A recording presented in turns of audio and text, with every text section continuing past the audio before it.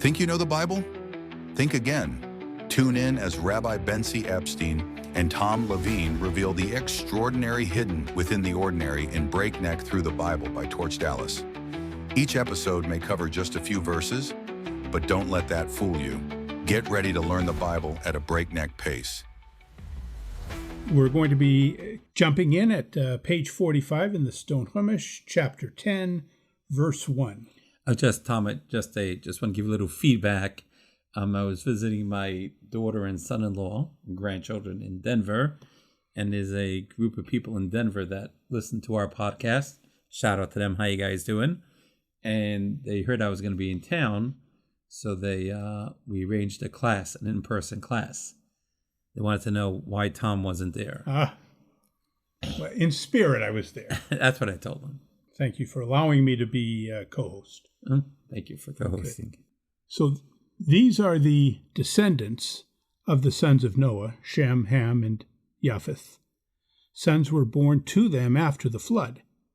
The sons because remember, right, the whole world, right, they had Adam and Eve, right, that Cain and Abel and their sisters, and then Cain had a whole bunch of descendants. Abel was killed before he had any children. And then 130 years after Adam and Eve got kicked out of the garden, they had Seth and his twin sister, and then they had many more children that the Torah doesn't tell us about. And these children had children, these children had children, etc., etc. And then Noach, right, married Naamah, right, his wife. Most people don't know her name, but Naamah was Noach's wife. And Naamah was a descendant from Cain, actually. Noach was a descendant of Seth. And then they had 3 children, Shem, Ham, and Japheth. And they married wives. And so those 8 people then were the only people, the whole world was destroyed.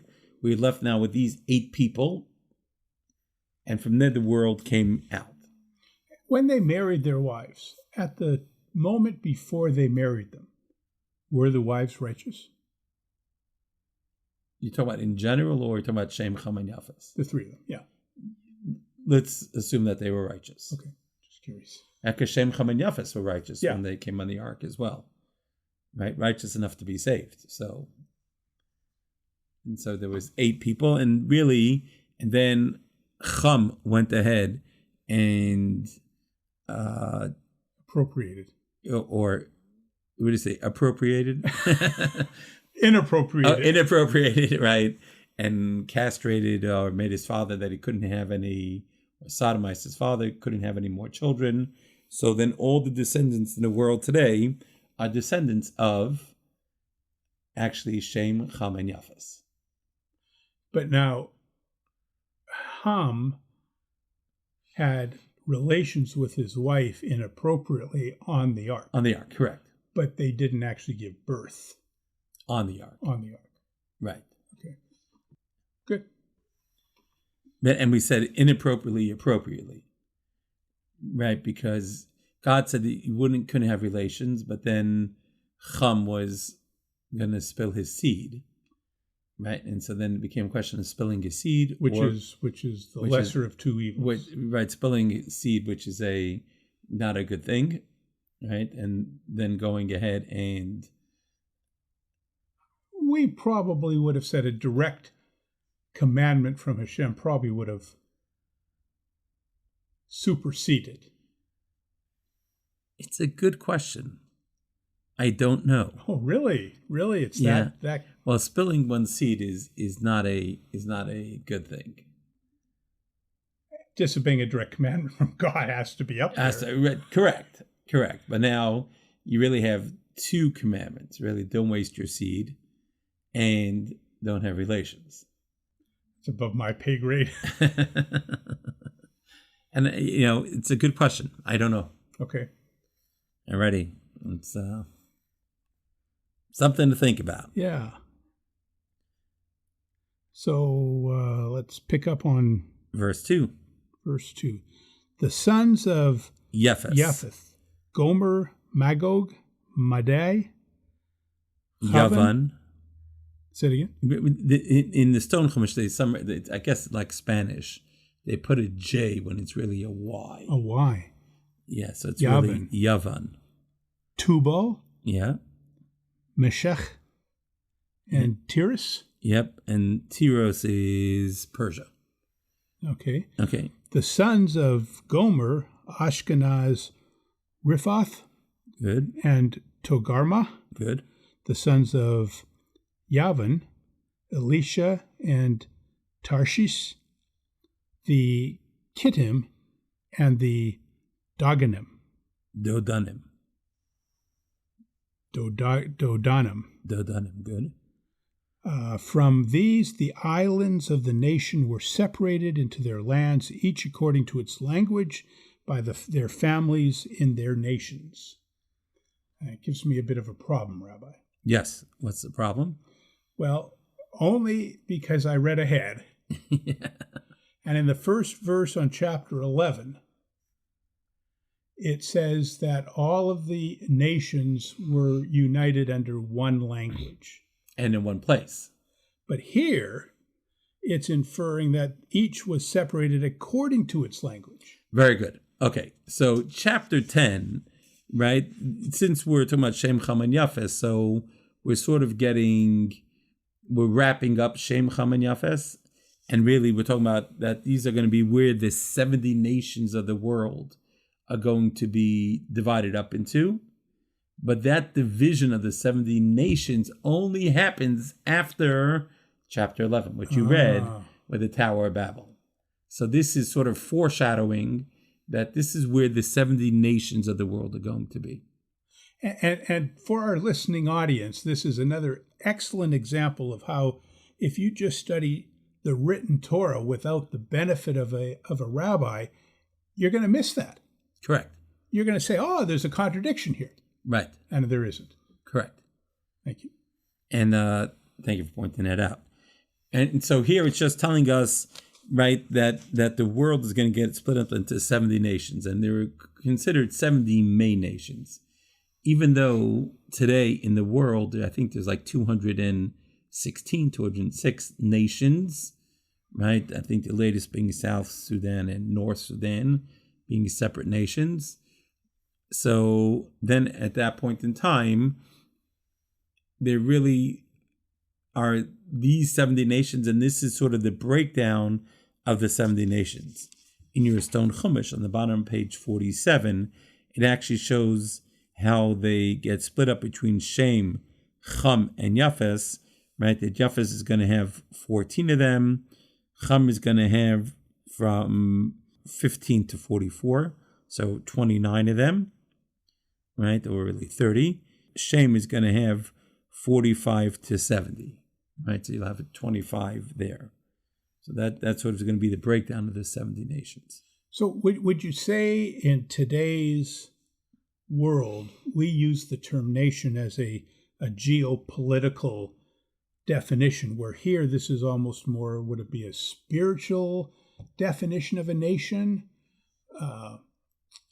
That's a great question. What actually makes up a nation, right? And how do we decide whether it's a nation or not? And really, even another question, even like in America, you have states. So what separates one state from the other state? Sure. In a different political organization, could states be their own nations? Correct. And Texas would be its own nation. It'd be what? Well, yeah, Texas is different, though.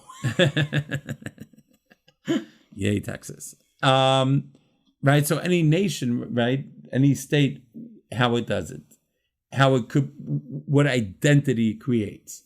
And so really the definition of the nations, so it's going to be by its own language, right? It's going to be its own language, right? So it's actually interesting, right? In verse number 5, each according to its language, by their families, in their nations. And so it seems language, culture, peoplehood, right? What connections that they come from, right? Almost, and it's interesting because nations are different than tribes, right? And that also is going to be a difference between, right? In the Western civilization, we're much more nation, much more king driven. And in, let's say, for example, the Arabs are very tribal. In order to understand the Arabs, you have to understand the tribes, their tribe setup, right? It depends whether you're a Sunni or a Shiite, will be whether which nation you're part of or not, or and how do you sort of divide them up or not. And these are sophisticated questions, right? Yugoslavia, right, was broken up into all these different Balkan nations, and they said, well, Yugoslavia is just sort of some made up, group, or so it becomes a more sophisticated question. But correct, nation is usually identified, I would say, probably by a philosophy, like the Jewish people, right? So if your mother's Jewish, you're Jewish, but the Jewish people it's a mission. We're united in a mission. And that's a mission that Abraham accepted upon himself and all his descendants to teach the world how to serve God. Right? And that's the mission of the Jewish people. We've accepted upon ourselves and our descendants the responsibility to teach the world how to serve God. Are you implying, you're not implying that each nation has to have its own mission, are you?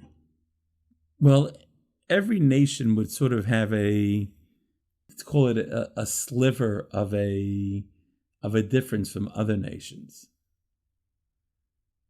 Means there might be, it's in the news lately, America and Canada, right? So are we really that much different? Now, America's more, I say Canada's more socialist. America is more free market. Canada, they have socialized medicine. America. Just a safeguard here, Rabbi. You are talking to somebody who was brought up in Canada. Right, but you got to Texas as fast as you could. I could, yeah. Yes. Right. So, but I look at Canadians being very similar to Americans. Yeah, even though a more, somebody that are more on the sophisticated level might say, well, we're really not, So it'll be interesting, like what creates a nation. Yeah. Good. All righty, so let's go through this. Verse 8. Verse 6. 6? Verse 6. The sons of Ham, Cush, Mitzrayim, which is Egypt, Phut, and Canaan. And the children of Cush, Sava, Chavila, Savta, Rama, Savtacha, and the children of Rama, Sheva, and Dedan. And then Cush begot Nimrod. He was the first to be a mighty man on earth. Ooh, that's a big statement. He was the first to be a mighty man on earth. He was mighty, a mighty hunter before Hashem. Therefore it is said, like Nimrod, a mighty hunter before Hashem, the beginning of his kingdom was Babel. Erech Akkad Kalna. In the land of Shinar. Right, now hold on. Okay. So let's talk about Nimrod here for a moment. He's a very important figure. And the distinction of being called the first. Or infamous figure. What was Nimrod? Who was Nimrod? Right? Nimrod is the first king of the world. Okay, he was a descendant of Cush. But Cush wasn't a king. Correct. Right, but Cush was black, Nimrod was black, and he was the first king of the world. And when he said he was a mighty man, right, it's not in a good sense. Ah. It's like, I always think Mighty Mouse. Yeah, he was the first to be a mighty man on earth. So you're saying that was a negative statement. That's a negative statement, right? Because he's the first one that he took the world and united them to rebel against God. In the Tower of Babel, and we're going to read about it in chapter 11, that was done under Nimrod's watch. In fact, it's very interesting because the word Nimrod, you know what the word Nimrod means? No. Nimrod comes from the word mared, to rebel. Meant that he was a person who came in who rebelled against God.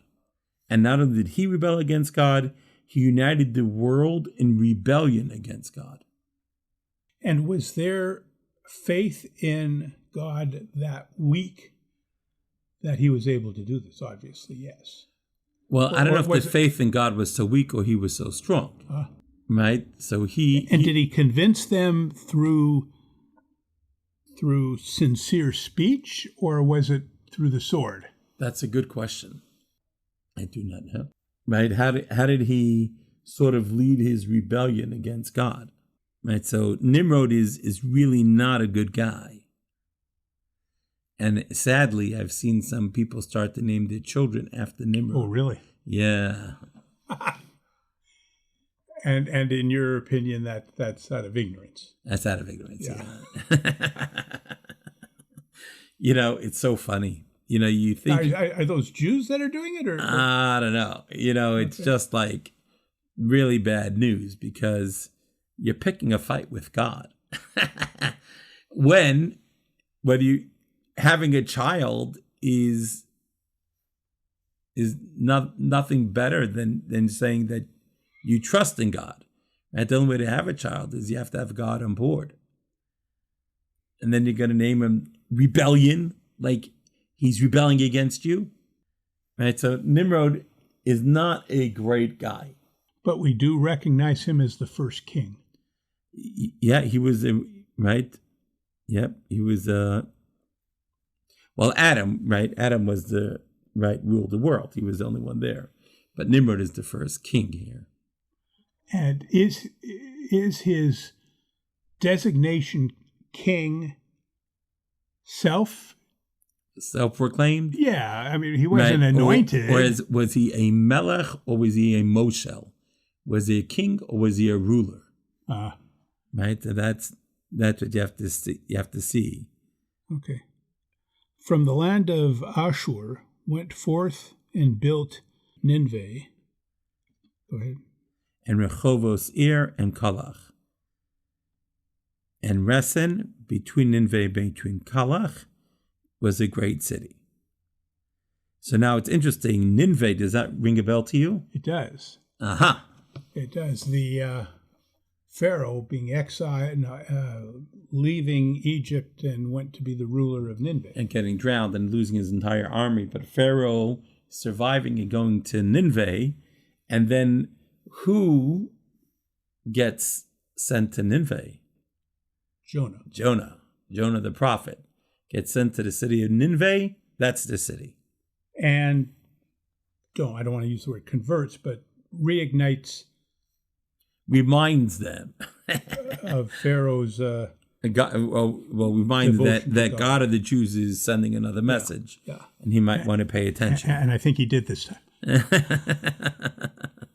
I would think so, Yeah. I think that would probably fool me once, shame on you. Fool me twice. Okay. Verse 13. And Mitzrayim begot Ludum, and Anamim, and Lahavim, and Naftuchim, and Pasusim, and Kasluchim, that went out from the Philistines, and the Kaftorim. Okay, verse 15. Canaan gave birth to Sidon, his firstborn, and Ches. And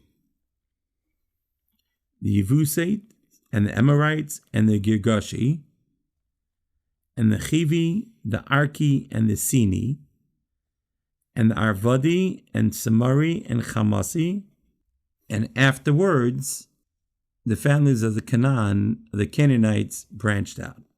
And the Canaanites' boundary extended from Zidon going toward Gerar as far as Gaza. Huh. Interesting. Going toward Sodom, Gomorrah, Admah, and Zeboim as far as Lasha. Good. These are the descendants of Ham by their families, by their languages, in the lands in their nation. Okay, good, right? So this kind of just gives us, right, all of Ham's children. Now, only because this is the first time in the Torah I recall hearing the name Gaza. Yeah. Is this the same? Same Gaza. It is. It's one of the great things about when you live in the biblical areas where the Torah talks about that a lot of the names are similar because they are those same places. Okay, but here we also see for the first time the reference to the word Philistines. Is that a relationship to Palestinians?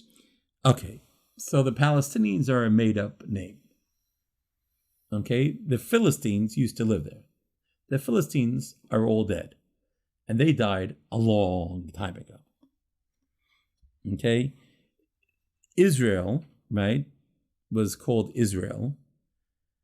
And what happened was when the Romans conquered it, okay, so you're talking about the turn of the Gregorian calendar, so 2,000 years ago or so, they named it Palestina. They named what? Israel? Israel. Oh. They changed its name from Israel to Palestina. Right? And again, Romans were gone, right? It was referred to as, it's Israel. It's a place of the Jews. And then when you say a Palestinian, in 1948, when you said a Palestinian, that meant a Jew. Pre-1948? Yeah. If you referred to somebody as a Palestinian, that was a Jew. That was a Jew. Wow. Oh, right? And then Yasser Arafat came along and created a people that don't really exist in a land that doesn't belong to them. And the world has bought it hook, line, and sinker. Why? Because they love the Jews so much. Yeah. So they're willing to believe anything bad about the Jews. And that's where that creation comes from. Very interesting. Pretty crazy. Verse 21? Yes. And to Shem, also to him were born. He was the ancestor of all those who lived on the other side, the brother of Japheth the elder. The sons of Shem, Elam, Ashur, Apakshad, Lud, and Aram. The sons of Aram, Uz, Uts, and Chul, Geser, and Mash.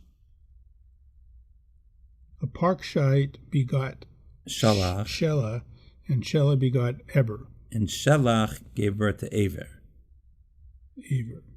And Eber were born two sons. And to Eber were born two sons. The name of the first was Peleg. Yeah. And in his days the earth was divided. And the names of his brother was Yoktan. Yoktan begot Almodad. Almodad. And Shalef. And Chatzar Moves and Yarach. Tom, you don't know these names? They don't roll off my tongue, Rabbi. Hadaram. And Hadoram. And Uzal and Dikla. And Oval and Avimoel and Shva. And Ophir and Chavila and Yovav. All these were the children of Yakta. Okay.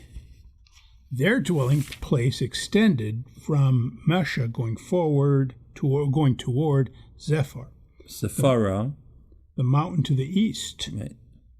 These are the descendants of Shem according to their families, by their language, in their lands, by their nations. These are the families of Noah's descendants according to their generations, in their nations, and from their nations were separated on the earth after the flood. right? So they went ahead and right, these nations, right, these are going to be after the flood, but it doesn't mean after the flood right now.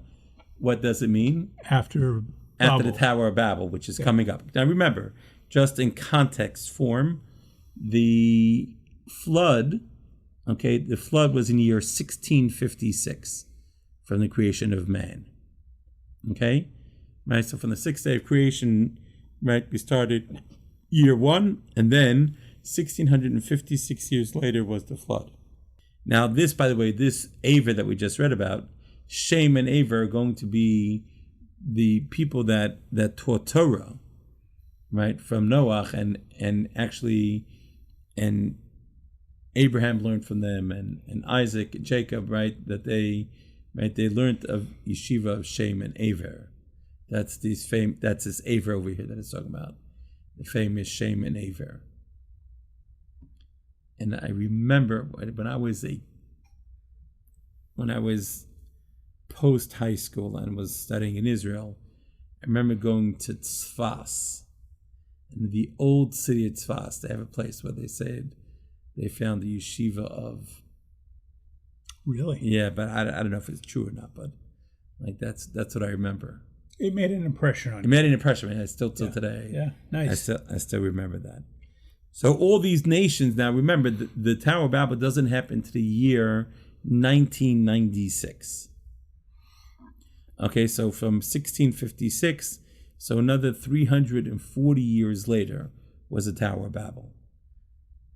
And so there was a production of Torah scholars in that period of time coming out of the yeshiva of Shem and Eber. Yeah. So no. Right. So what's interesting is, right, because Adam learned Torah, right, and Adam taught Torah to his kids, and then you have Noah. Noah learned Torah. How do we know Noah learned Torah? Because God told him to take kosher animals and not kosher animals. You have to take, right? You have to take 14 kosher animals and 2 non-kosher animals. So at that point in time, you have to know what animals are kosher, which animals are not. What you take on board. And he was being taught directly by Hashem. Well, Noah was told who is allowed on the ark, right? So you had to go find, right? You had to go find all the animals that were straight, all the animals that were going to be really how the world was going to continue. Now, would you think that his grandfather taught him Torah, Methuselah? I'm sure. Because he was... Right, he was righteous too. Right, and then Noah gets on the ark, Shem, Ham, and Japheth, and they and their wives get on the ark, and Shem, right, then teaches Torah. But the difference between, if there was somebody teaching Torah, so what was unique about Abraham? Well, what's unique is his monotheistic understanding, belief, knowledge. No, because Shem was a Torah scholar. He was monotheistic. Eber was monotheistic. Okay, good. Help me out here, Rabbi. So what makes Abraham unique is that Abraham accepted upon himself and his descendants the responsibility to teach the world about Judaism, about God. Abraham took that responsibility, and he took his responsibility to teach the world about it. Shem and Eber learned Torah, but they did not go out and teach the world about it. Who did they teach? Themselves. And anybody who approached anyone them? Maybe who approached them, so they would the teach. The whole concept of the Kiruv movement, there was no outreach. Correct. Where Abraham was all about outreach. Right, because Abraham took that as the mission of the Jewish people is that we've accepted upon ourselves the responsibility to teach the world how to serve God. Which is odd, because of all the religions, we are the least postulizing religion. Proselytizing. What did I say? I don't know. Oh, proselytizing religion. Correct, because our And job... yet, isn't that Abraham's mission?